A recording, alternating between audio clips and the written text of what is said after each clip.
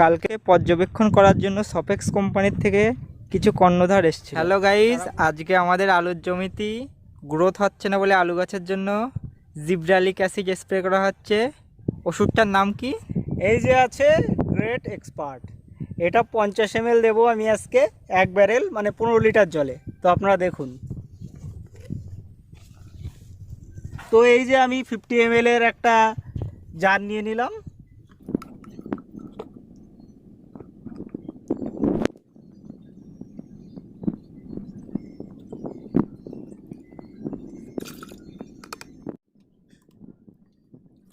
সফেক্স কোম্পানির great gibberellic acid দেওয়া হচ্ছে ব্যারেলে গ্রোথের জন্য। আলু গাছের গ্রোথ এবছর তেমন নেই, সেই কারণে এটা দেওয়া হচ্ছে। সাথে দেওয়া হচ্ছে অ্যান্ট্রাকল এবং স্পিন পাউডার মিক্সচার দুটো। Same amount 50 ml। আলু গাছে তেমন গ্রোথ না থাকার কারণে